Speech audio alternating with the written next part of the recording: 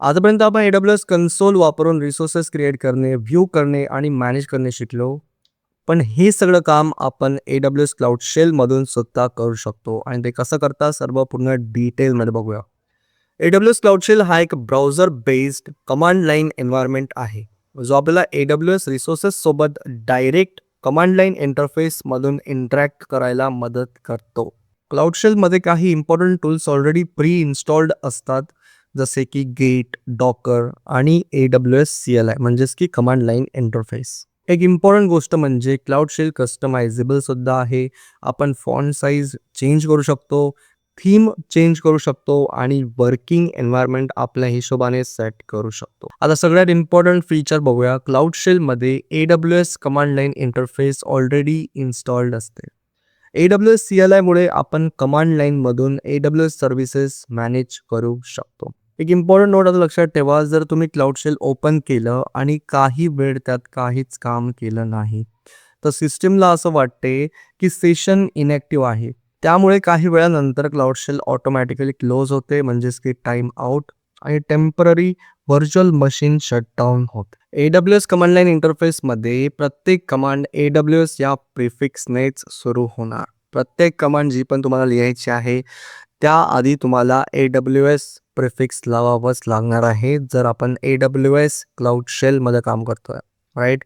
त्याच्यानंतर सर्व्हिसचं नाव तुम्हाला लिहायचं आहे. नंतर ॲक्शन, समजा की आपल्याला क्रिएट करायचं आहे बकेट, तर आपण काय करणार? Create bucket. जर आपल्याला डिलीट करायचे आहे बकेट, तर आपण डिलीट बकेट करणार, म्हणजेच की ॲक्शन.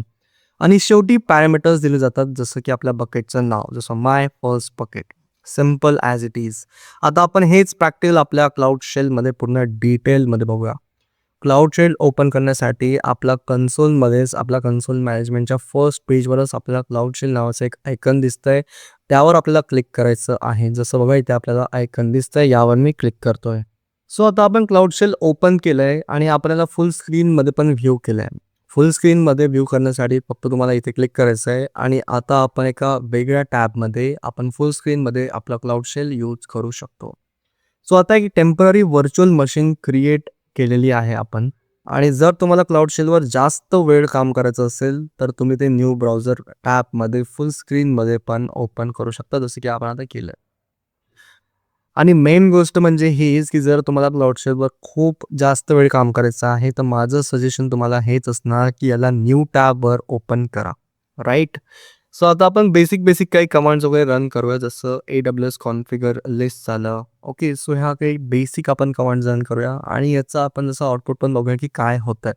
सो आपली फर्स्ट कमांड आपण इथे रन करणार आहे, बट त्याआधी आपण आपलं रिजन पण चेंज करूया, जे की असणार आहे बघा, जसं आपलं मुंबई रिजन आपण चेंज करतोय इथे, जसं मुंबई AP साऊथ 1. सो आता मी चेंज केलं बघा आपलं रिजन आणि आता आपण आपल्या क्लाउड शेलमध्येच आहे and we will close this.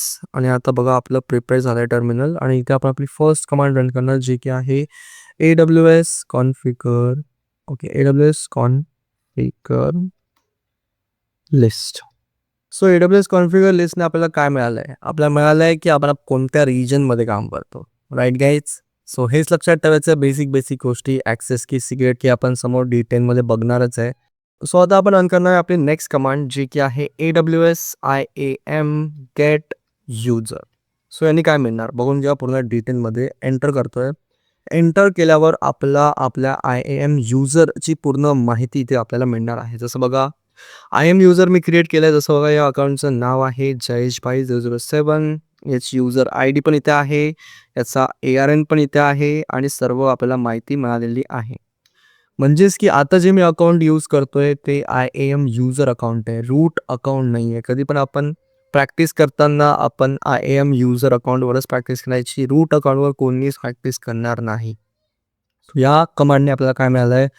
IAM user जो पण असेल त्याची इथे आपल्याला माहिती मिळालेली आहे. जसं की बघा, युजर नेम आहे हे, नंतर त्याची युजर ID पण मिळालेली आहे, ARN नंबर पण मिळाला आहे. जसं हे आपण पूर्ण डिटेलमध्ये आधीच्या सेशनमध्ये कव्हर केलं आहे, की Amazon रिसोर्स नेम काय असतं आणि हा फॉर्मॅट पण आपण पूर्ण डिटेलमध्ये पाहिला आहे, राईट गाईज? सो डिटेलमध्ये आपण जसं ही कमांड रन केली आणि या कमांडने आपल्याला काय मिळालं आहे, की आपल्या IAM युजरची पूर्ण माहिती आपल्याला मिळाली. सो आता आपण आपल्या AWSमध्ये एक रिसोर्स क्रिएट करूया युजिंग क्लाउड शेल. तो सर्वात पहिले आपली कमांड काय असणार आहे, सर्वात आधी आपल्याला लिहायचं आहे बघा जसं AWS, जे की प्रिफिक्स आहे आपण लिहितो. तुम्हाला सर्वांना माहिती आहे जर आपल्याला क्लाउड शेलवर काम करायचं असेल तर Amazon प्रिफिक्स तुम्हाला जसं लिहावंच लागणार आहे, जो की आहे AWS. नंतर आपण लिहिणार बघा आपल्या सर्व्हिसचं नाव. जर S3 असेल तिथं आपण S3 लिहिणार. जर सिक्रेट्स मॅनेजर असेल तर आपण इथे सिक्रेट्स मॅनेजर लिहिणार. सो आता आपल्याला काय करायचं आहे, एक रिसोर्स क्रिएट करायचा आहे. सो काय करणार, मी काय करतो इथे SECRETS सिक्रेट्स मॅनेजर नावाचा एक रिसोर्स आपल्या इथे क्रिएट करायचा आहे. Secrets manager. आता आपण आपल्या सर्व्हिसचं नाव पण लिहिलं आहे. आता आपण मेन्शन करणार आहे की आपण कोणती ॲक्शन आपल्याला परफॉर्म करायची आहे. आपल्याला क्रिएट करायचं आहे काही किंवा काही डिलीट करायचं आहे, हे आपण इथे आता मेन्शन करणार. सो मला काय करायचं आहे, क्रिएट करायचं आहे सिक्रेट मॅनेजर. आणि सिक्रेट मॅनेजर ही सर्व्हिस आपण पूर्ण डिटेलमध्ये समजणारच आहे. जस्ट आता आपण एक रिसोर्स क्रिएट करणार आहे, म्हणून हे सर्व काही तुम्ही बघून घ्या. सो तुम्ही काय करतोय बघा, जसं इथे क्रिएट आणि काय करतोय बघा इथे SECRETS सिक्रेट. ओके.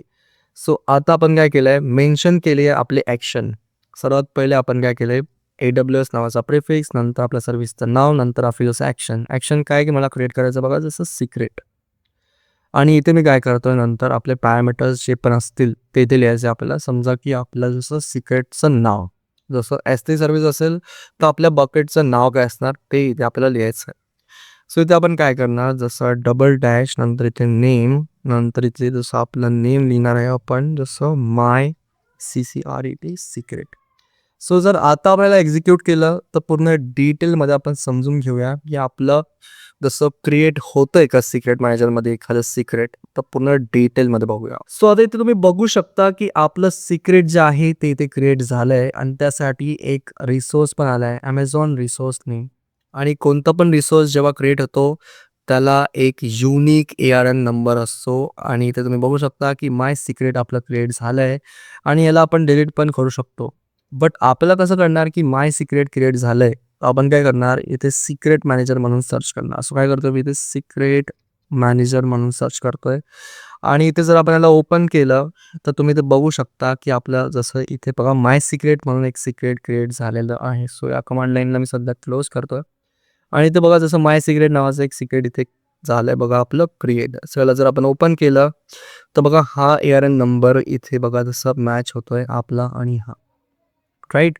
सो असं आपण बघा करू शकतो क्रिएट आपलं जसं सिक्रेट. सो आता काय झालंय की इथे आपलं टर्मिनल जे आहे ते रिकनेक्ट होत आहे आणि आपण पूर्ण डिटेलमध्ये समोर जाऊया. तो सिक्रेट मॅनेजरमध्ये आपण सिक्रेट क्रिएट केला होता माय सिक्रेट नावाचा. आता आपल्याला त्याला डिलीट करायचं आहे. त्यासाठी कोणती कमांड आहे, सर्वात पहिले आपल्याला लिहायचं बघा जसं AWS SECRETS सिक्रेट्स मॅनेजर आणि इथे आपल्याला जसं डिलीट करायचं आहे. आधी आपण काय केलं होतं, आधी आपण क्रिएट केलं होतं पण आता आपल्याला डिलीट करायचं आहे सिक्रेट, म्हणून इथे आपण काय करणार, डिलीट सिक्रेट म्हणून इथे लिहिणार आणि नंतर जसं आपण पूर्ण डिटेलमध्ये बघूया. सो यानंतर आपल्याला काय करायचं आहे, यानंतर आपल्याला काय करायचं आहे, इथे आपली ID पण मेन्शन करायची आहे जसं सिक्रेट ID. आपली सिक्रेट ID कोणती होती, आपली सिक्रेट ID होती बघा जसं माय SECRET आणि इथे आपल्याला डॅश पण मेन्शन करावे लागणार, राईट. सो इथे आपण डॅश मेन्शन करणार अँड सो पूर्ण जरा डिटेलमध्ये बघून घेऊया आपण. आणि समोर आपल्याला काय लिहायचं आहे, आणि समोर आपल्याला लिहायचं आहे बघा जसं इथे डबल डॅश आणि जसं फोर्स डिलीट विथआउट रिकव्हरी.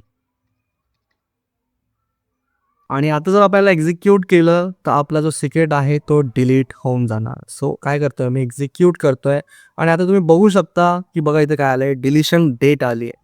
इथे ARN नंबर आपला तोच आहे आणि इथे जसं बघा आपला जो माय सिक्रेट आहे तो इथे डिलीट झाला आहे बिकॉज इथे डिलिशन डेट आलेली आहे, जी काय बघा जसं 3 मार्च 2026 आणि टाईम पण इथे मेन्शन आहे.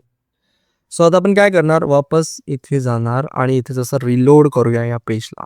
सो आता जर आपण याला रिलोड केलं तर आता आपण आपल्या AWS सिक्रेट मॅनेजरमध्ये गेलो तर बघा इथे जसं आपण याला ओपन करूया. सो इथे जर आपल्याला रिफ्रेश केलं तर आता तुम्ही बघू शकता की आपला जो सिक्रेट आहे तो डिलीट झालेला आहे.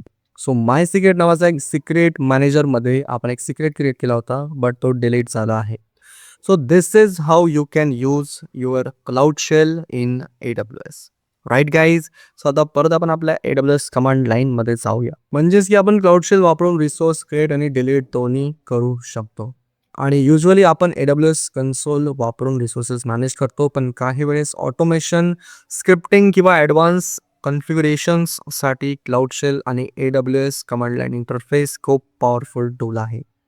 म्हणून AWS क्लाउड शेलची माहिती असणे खूप महत्त्वाचं आहे आणि AWS CLI कमांड समजून घेणे खूप महत्त्वाचं आहे. AWS cloud shell DevOps, cloud engineers आणि डेव्हलपर्ससाठी एक्स्ट्रीमली युजफुल आहे. नेक्स्ट व्हिडिओमध्ये आपण पूर्ण डिटेलमध्ये अजून काही गोष्टी समजून घेणार आहे. सो आजच्या व्हिडिओमध्ये एवढंच होतं आणि संपवतो मी या व्हिडिओला आणि भेटूया बघा आपण आपल्या नेक्स्ट व्हिडिओमध्ये.